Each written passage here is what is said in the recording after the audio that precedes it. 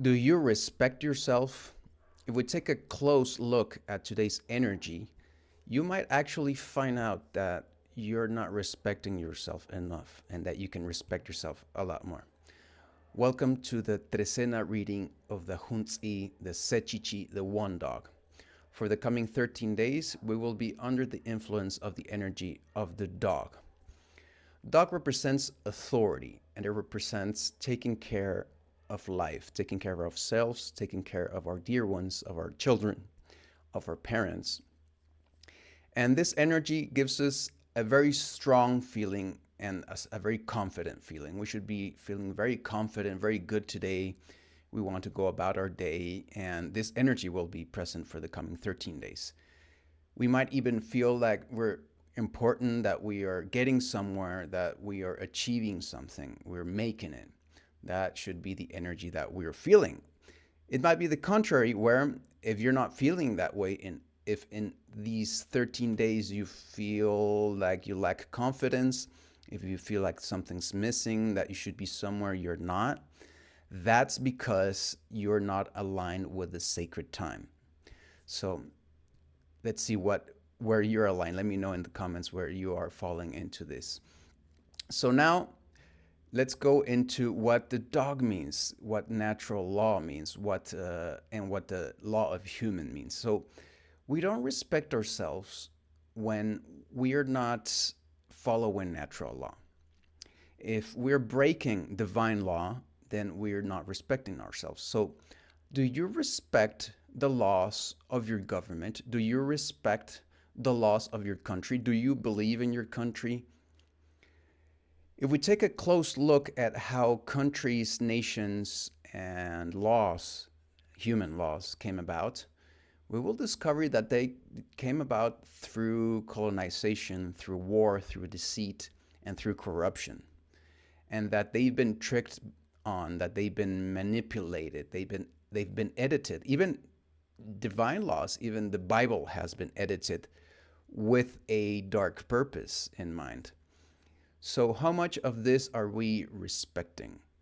Do you respect laws? Do you believe in laws? Do you think that they dictate what divine law is? So if you do, then that means that you're not respecting natural law and that you're not respecting yourself, because governmental laws, taxes, and so many things don't respect human life. They are against natural law. They are created to create power differences, to create subordination, and that is never a good thing for the spirit. And that will make you feel bad. That will hurt your energies and even your prosperity. You will be under the influence of enslavement energies if you don't realize this. So to learn about this, I invite you for the coming natural law course I will be publishing soon in the Circle of Medicine website. So let's take a look at respect. We tend to think that respecting is about something that is to the outside. We think that respecting, do we actually respect ourselves? How much do we respect ourselves? For us, respect is taught as something that comes about by violence. We're told to shut up, to respect our elders. We're taught to respect by means of imposition, by means of controlling what we think, what we feel. And that's not really respect. Respect is something that is born naturally. It's something that comes about from the heart. You naturally admire something or someone. You naturally look up to something and someone. And of course, this talks about hierarchies, about levels. And there's so many bad things that have happened with that.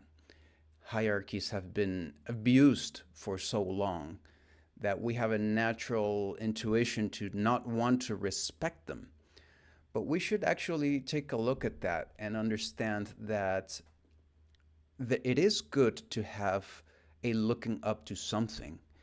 And and a type of leadership and a type of respect, a type of following, a type of being fond of something and of someone, and wanting to listen, at least wanting to do what they say.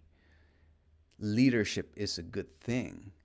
We should learn to see up to leaders. We should learn to identify leaders. But then, how many leaders are there really? By no means are the people in the government leaders. By no means are popular, famous gurus the best leaders. If they're up there, it's because they've done something, because they are playing the game of money. And money and law, human law, are very much corrupt. I'm not saying you cannot use money. I'm not saying that you shouldn't be able to channel money. And you will learn that the more you detangle yourself from these mental lacks of respect to yourself, the more you will actually get the flow of money, and that you will be in peace with that energy. The tool is not the problem. The problem is how we have made that tool into a god, and how we pay tribute to that, and how we look up to that. And we think that someone with more following and with more money is a better authority, is somebody that knows better. And that's not true. We will find the greatest leaders, the greatest wisdom in the people that are in the lowest level in life, out there in the street. You will get advice from alcoholics. You will get advice from people, from vagabonds.